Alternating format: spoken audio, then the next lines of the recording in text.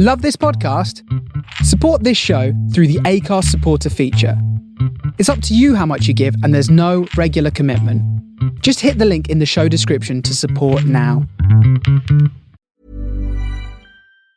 Explaining football to the friend who's just there for the nachos? Hard. Tailgating from home like a pro with snacks and drinks everyone will love? An easy win. And with Instacart helping deliver the snack time MVPs to your door, you're ready for the game in as fast as 30 minutes. So you never miss a play or lose your seat on the couch or have to go head-to-head for the last chicken wing. Shop Game Day Faves on Instacart and enjoy $0 delivery fees on your first 3 grocery orders. Offer valid for a limited time. Other fees and terms apply. Hey, I'm Ryan Reynolds. At Mint Mobile, we like to do the opposite of what Big Wireless does. They charge you a lot. We charge you a little. So naturally, when they announced they'd be raising their prices due to inflation, we decided to deflate our prices due to not hating you. That's right. We're cutting the price of Mint Unlimited from $30 a month to just $15 a month. Give it a try at mintmobile.com/switch. $45 upfront payment equivalent to $15 per month. New customers on first 3-month plan only. Taxes and fees extra. Speed slower above 40 gigabytes. See details. My dad works in B2B marketing. He came by my school for career day and said he was a big ROAS man. Then he told everyone how much he loved calculating his return on ad spend. My friends still laugh at me to this day. Not everyone gets B2B, but with LinkedIn, you'll be able to reach people who do. Get a $100 credit on your next ad campaign. Go to linkedin.com/results to claim your credit. That's linkedin.com/results. Terms and conditions apply. LinkedIn, the place to be, to be.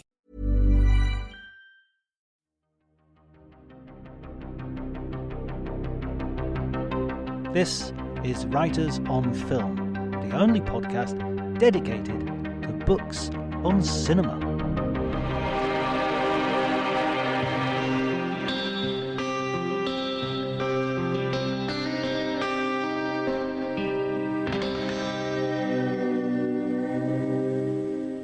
Hello everybody and welcome to Writers on Film. My name is John Bleasdale and today I am going to be talking to Mike Medavoy, a Hollywood legend. I think that word is absolutely merited in this case. Mike has had a career that stretches from the 1960s into the present day. He has been responsible for some of the most famous and some of the best films ever, as well as during that period. As an agent, he represented the lights of New Hollywood, including Steven Spielberg, George Lucas, Terrence Malick, whole bunch of others. He headed United Artists. He founded the Orion.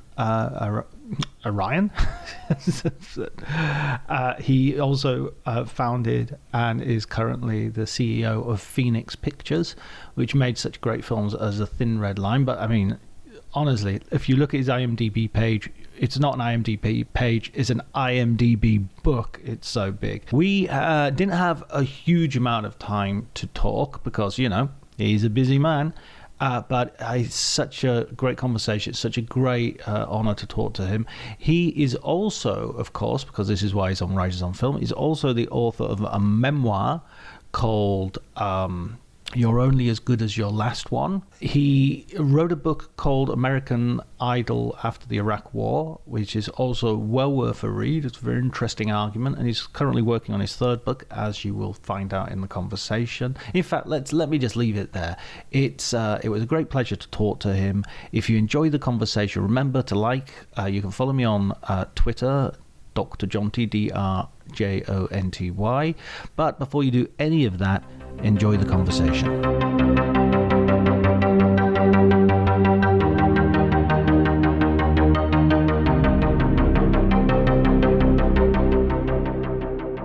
So,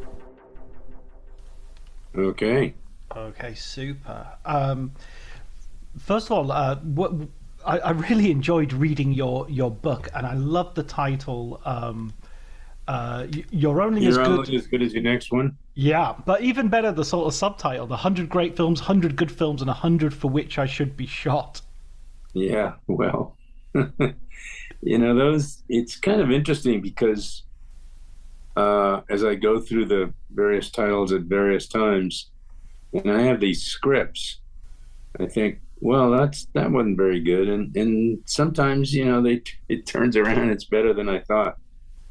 So you never know. What made you want to write the book? What was your sort of motivating idea? Well, I've had a very kind of interesting trajectory to the whole life and career. Every so often I stop and think about it, and if I hadn't turned out to do the things that I wound up doing, I probably would have been teaching somewhere. I was basically a history major. The idea of combining both that and making films, or being a part of making films, seemed it was a good idea to put it down. I'm working on another, on another book. Actually, this would be the third book. Right. And this one is more about turning the clock back to my parents and examining their lives and asking, the question actually was, how in the hell did you wind up being Marlon Brando's executor? How did that happen? And often there's not a lot of answers to that, and I've kind of figured out what it is. What is survival. And do you think that comes from your parents? Yeah, no question. They survived. If you think about it, my father was born in the Ukraine, Russia.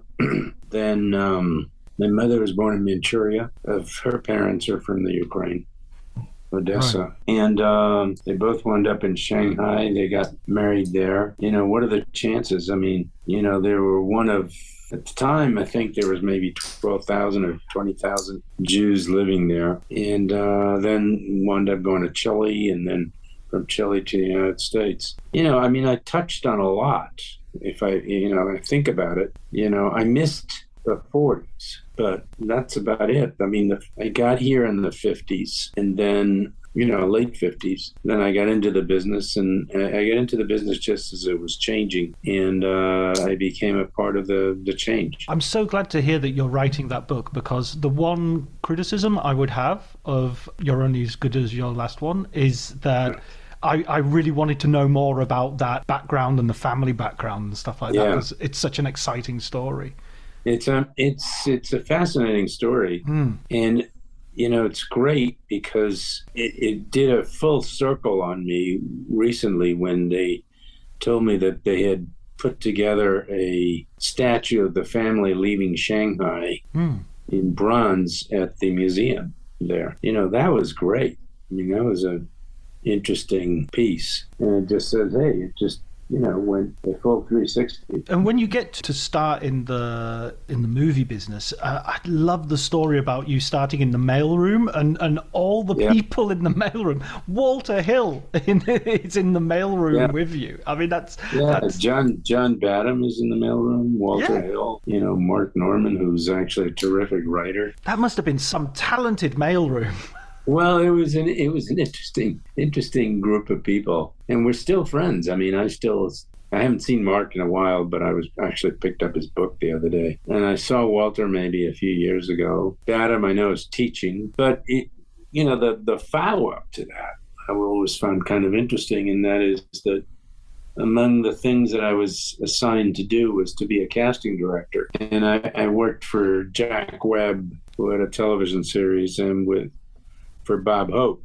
And then years later, in my last year before I went to United Artists, I became Bob Hope's agent. And that was weird. What was he like? What you would expect him to be like, somewhat distant, funny. He at that point, he had been, he was such a big star and been around for so long. But I didn't do much with him. I remember asking him, at the time, I had put 3 movies together, and it was very funny because one of them, one of them was The Sting, and I first got Redford, and then I got Newman, and then the whole thing got put together. Then Young Frankenstein, I represented Gene Wilder and Peter Boyle and all the actors in it. And so I asked him to give me $5,000. I'd find a writer to do a pass at a story. And I said, you give me $2,500 and get Bing Crosby to put up the other $2,500. He said, Bing is the tightest guy I know. He'll never put up $2,500. And I thought, well, that meant,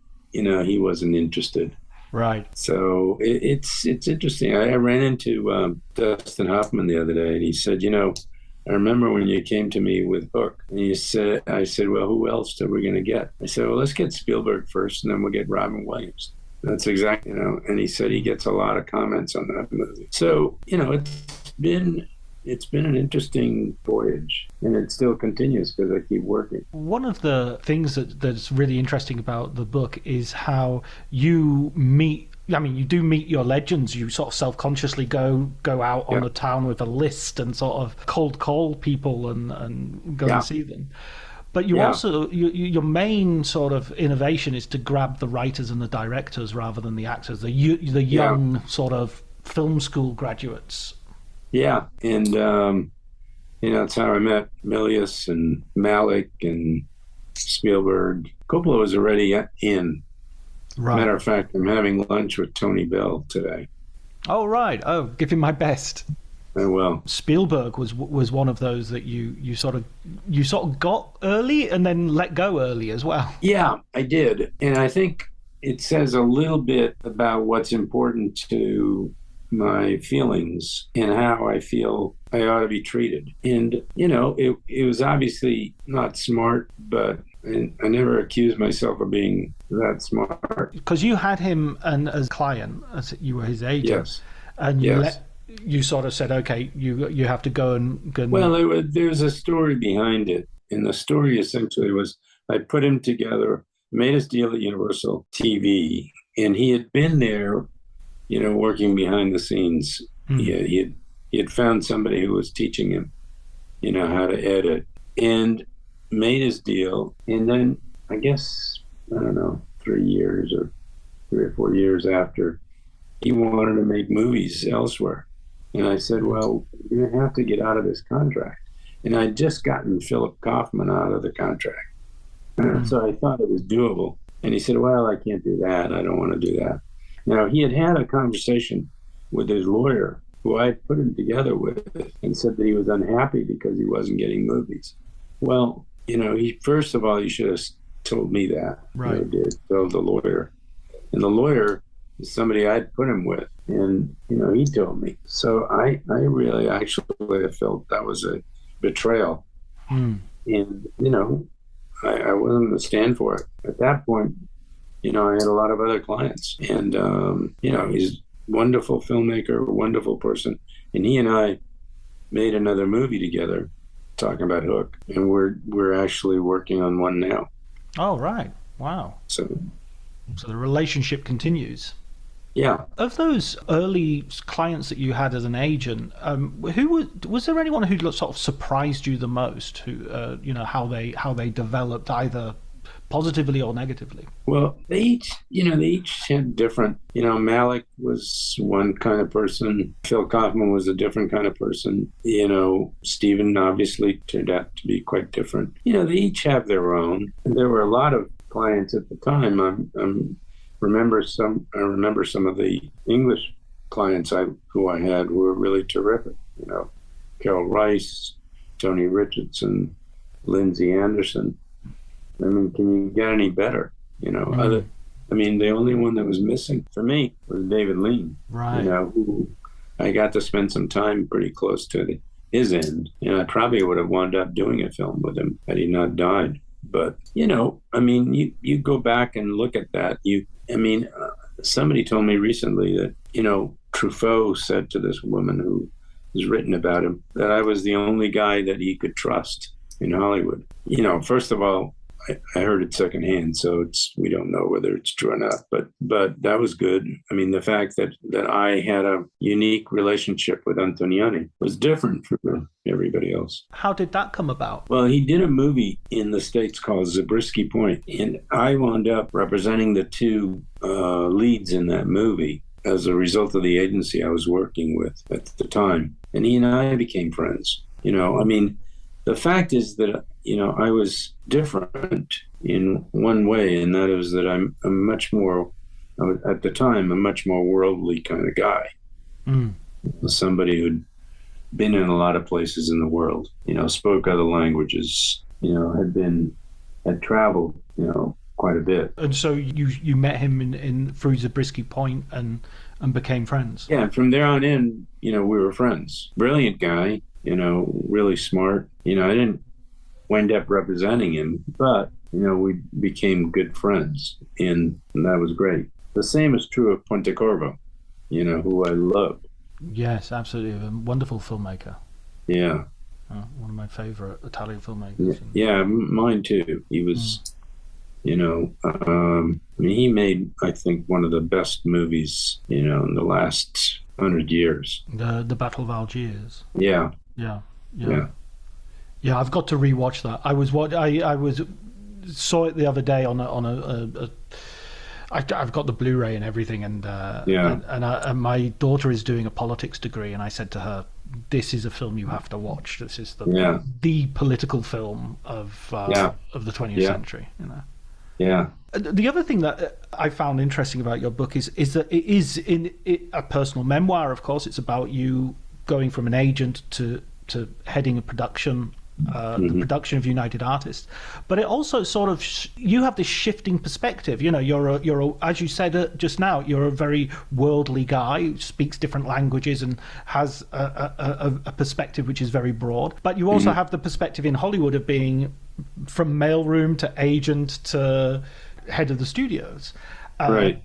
So does that gives you gives the reader a real sense of an outlook which is on the whole of the business. Yeah. And the thing that's kind of interesting is that, all of our lives are constantly changing. And I mean, minute by minute. And the world changes around us. And we're, I'm always trying to figure out what's happening. What is going on? And, why am I affected by it in one form or another? What's happened to the film business generally? I mean, the film business that I grew up with is no longer there. It's a life of streaming and new ways of getting to the audience. There've been various modes tried. The big canvas, the 70 millimeter, CinemaScope. Everything's constantly changing. The key question, of course, is the personalities in it, and how different are they? Are they better, or are they worse, or are they just basically reflective of their time? And I think that's generally the case. Nobody's trying to be Gregory Peck. It's fascinating when that idea as well of what's going on at the moment, because of course we've had COVID and we've had the pandemic, and now with what's going on in Ukraine, and I couldn't help the moment that you mentioned your mother's family coming from Odessa, the sort of like that name now means something else in the world to what it. Yes, if I'd said that a year ago, probably it would have had no impact. But now people know. They know it's a port.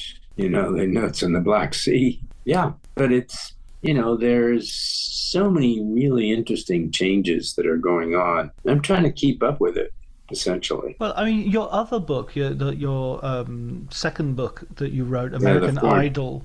Yeah, after Iraq. After Iraq. I mean, that's a very a book which is extremely.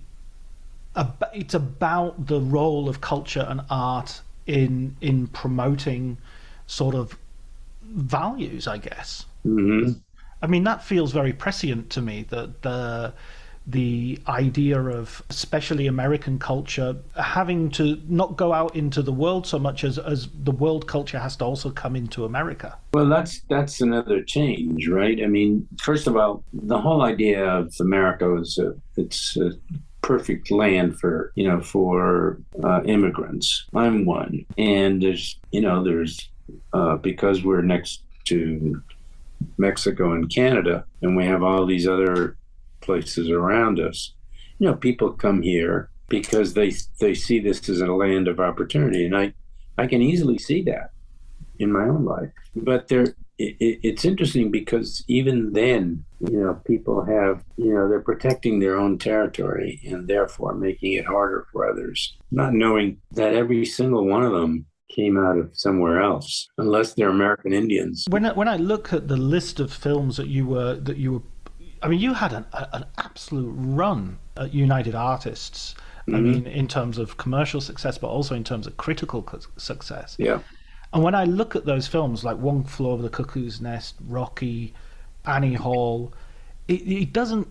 I mean, we are making interesting films still, but I'm not sure if they're the big, you know, they're as dominant as they used to be. That kind of film. Yeah, I mean, you know, I made this list of all the films that I've been involved with, you know, and now.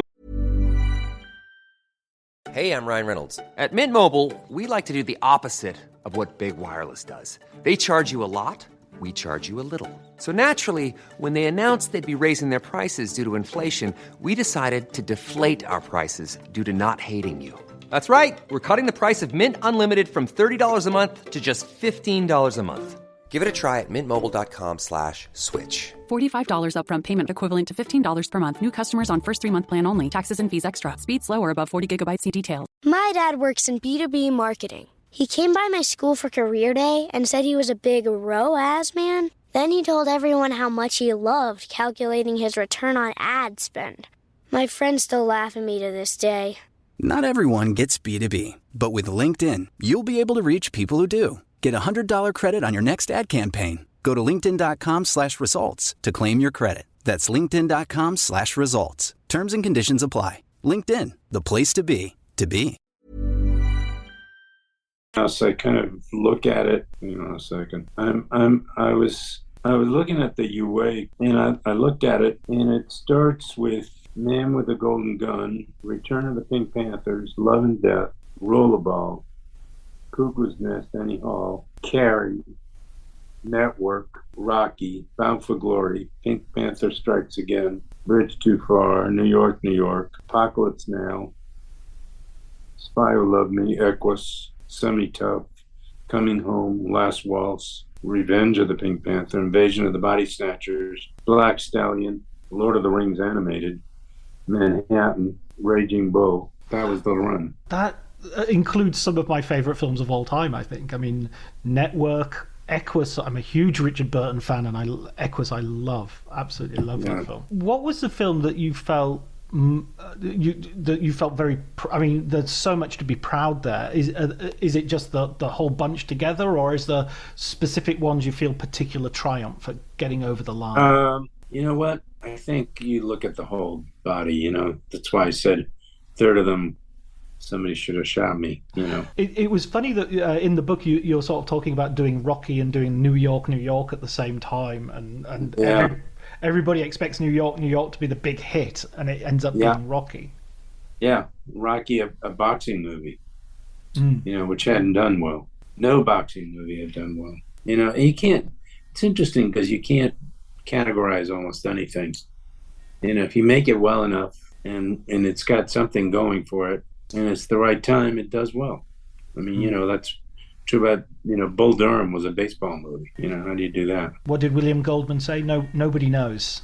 Yes, that's true. And talking also of sort of knowing people before they're famous, the transformation that you describe of Sylvester Stallone in the process of Rocky coming out and him going from a relatively humble sort of guy to, I wouldn't necessarily say a monster, but something close. Well, it's interesting because, you know, I've seen the transformation throughout. Parts of him will never change. They'll be who he is.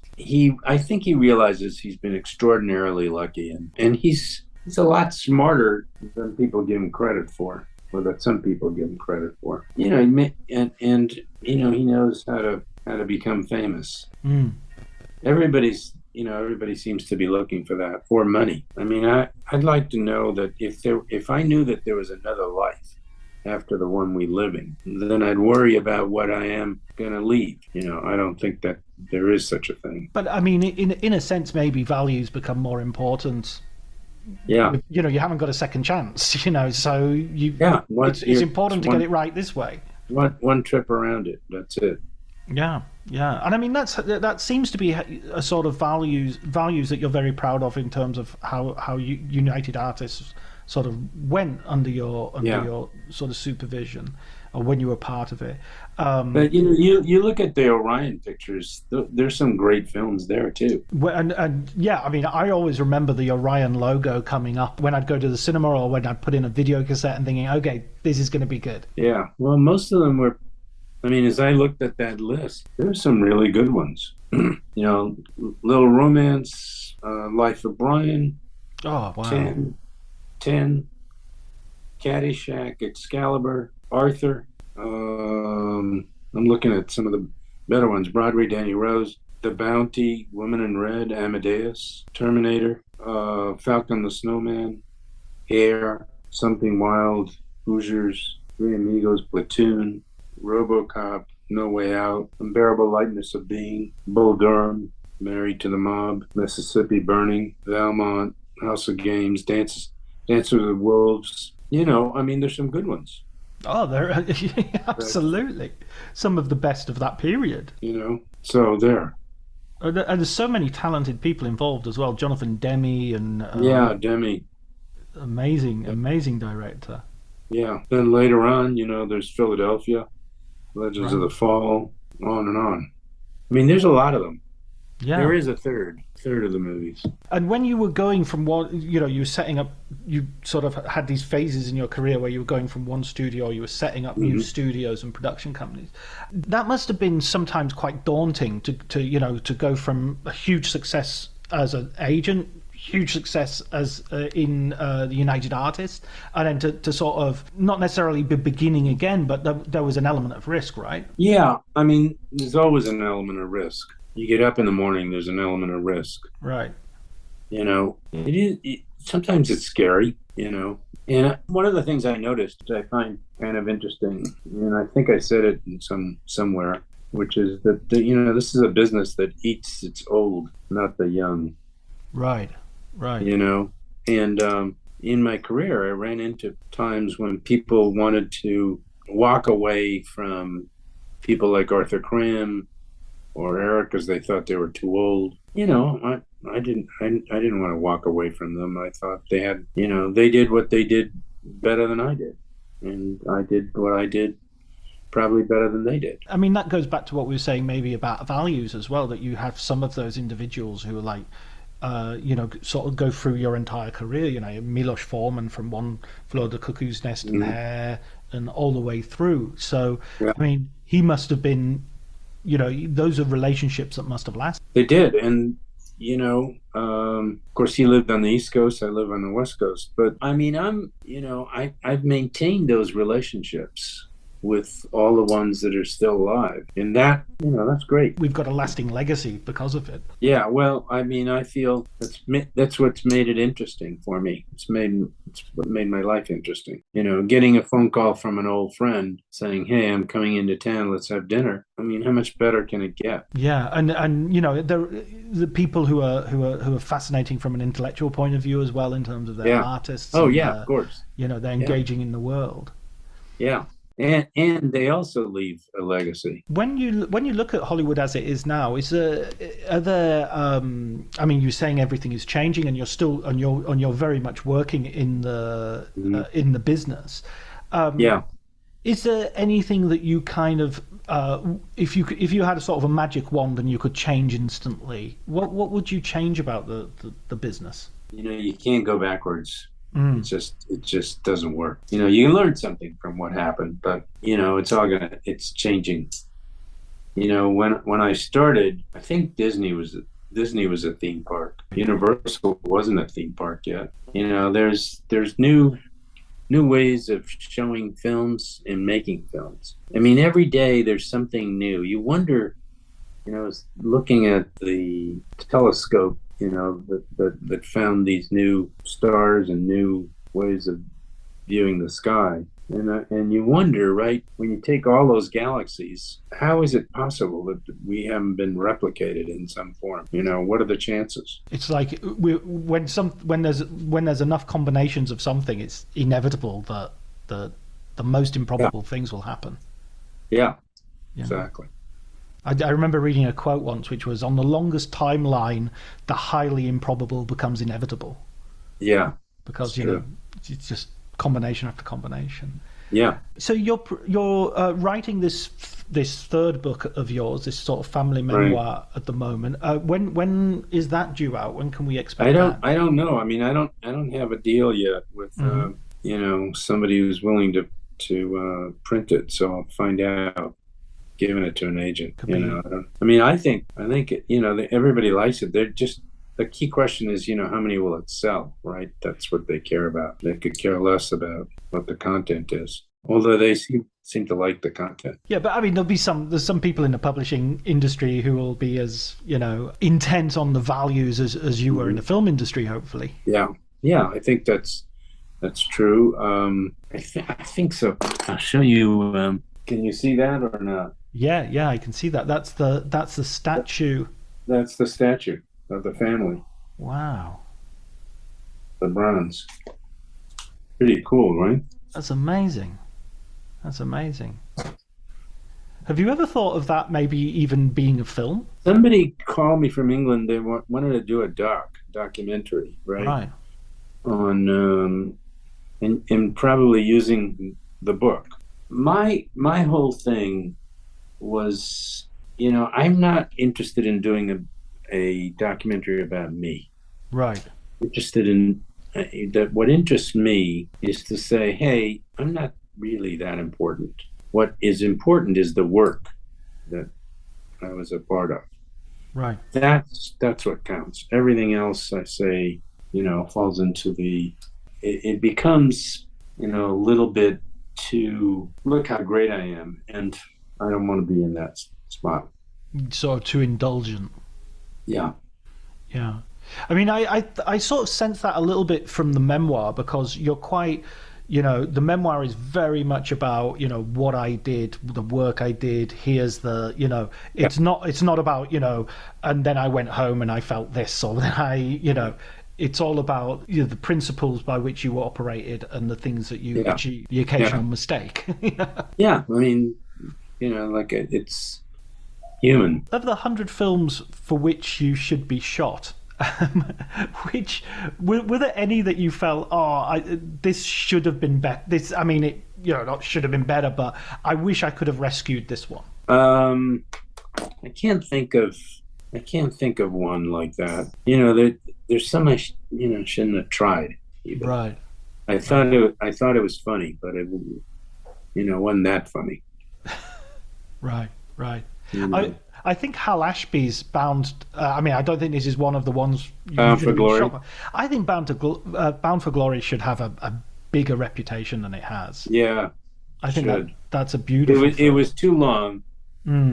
It was too long. That was part of the problem. David Carradine is superb in that film. He looks amazing. Yeah, and that was it's interesting because that was part of the argument about who should play that part. And I think I tried to get Richard Dreyfuss to play it, and he turned it down on the basis of how much it would cost, or how much money he was going to get. I'm looking at these movies and I'm thinking, which ones I shouldn't have done. UHF is one of them. Right. But then, there's movies like House of Cards, which is, pretty good. Under Fire, which is pretty good. The Nick Nolte. Gorky Park was a failure, but it's not a bad movie. It's just not great. Michael Apted, I think. Yeah, with Lee Marvin and William Hurt. Yeah. I can hear a dog in the background. Yeah, it's my shepherd. I don't know what he's doing. Well, one last question I'd like to ask, if it's okay, which is because on this podcast we're trying to encourage people to read books about movies, including obviously your book. Are there any books that you've read about the business, about cinema, biographies of filmmakers, anything like that you could recommend to our listeners that you would that you personally liked? I'm listening to a book right now about the whole fall of Trump. It's hang on a second, just want to make sure I don't screw this up. Often if I find a really good book, I immediately think, well, is this a movie? Is this something that you can put into a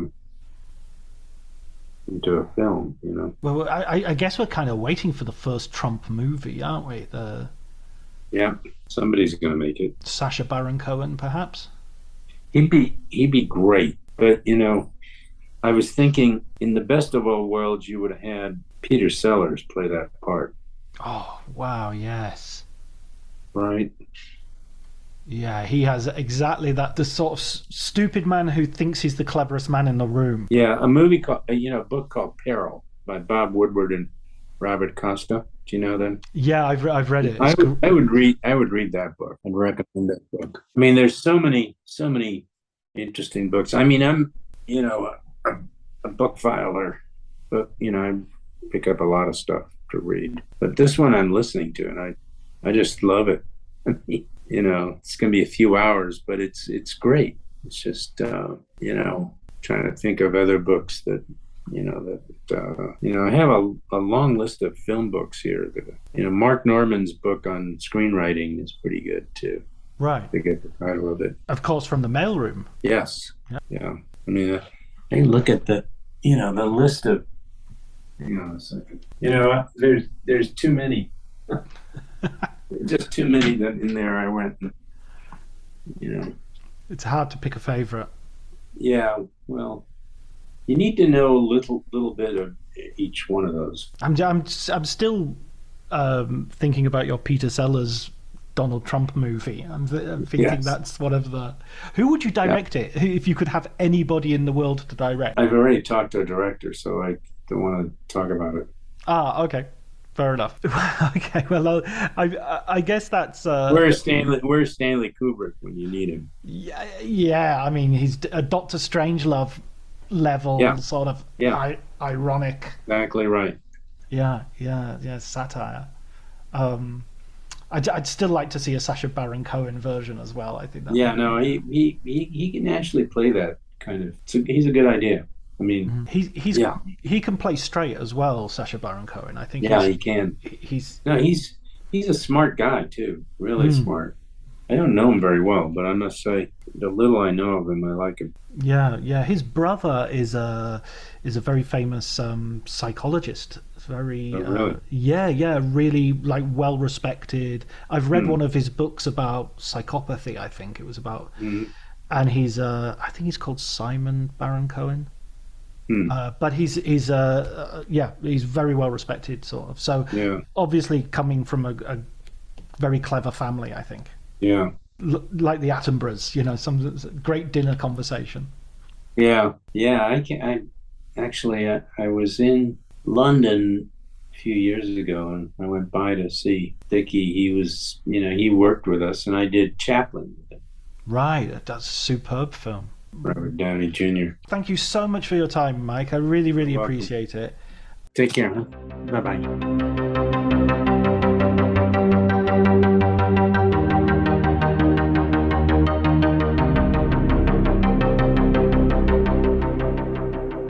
So that was Mike Medavoy, one of the most powerful men in Hollywood, talking to John Bleasdale, an up and coming power, an up and coming. if you believe that, I've got a bridge that is going cheap. But it was brilliant talking to him. I really enjoyed it, as you could probably tell. Just such an interesting situation, being able to talk to someone who has had a hand in so many movies, and so many movies that were formative to my own love of cinema. So I was really pleased with that. His book is great, and if you have the opportunity, you should read it. It's on Audible as well. If you're an Audible member, I think it might even be included, so it doesn't cost anything for you to download and read it there. I'm not being sponsored by Audible. I don't know why I'm shilling for them. Okay, all that's left is for me to thank Elliot Atkins for the music, Ali Harwood for the artwork, Mike Medavoy for being my guest, and you, dear listener. Until next week, take care.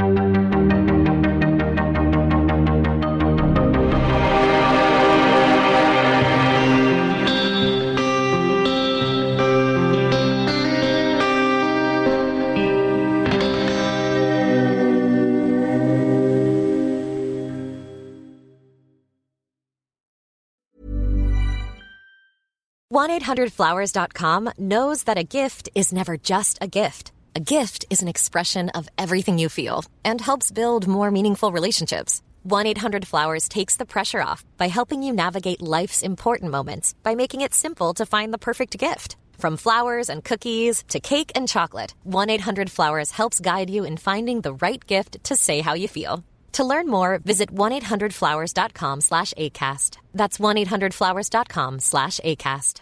Cue the fireplace and your favorite fall movie. There's nothing better than a cozy evening at home with a glass of First Leaf wine. First Leaf is a personalized wine club that delivers right to your door. Sounds magical, right?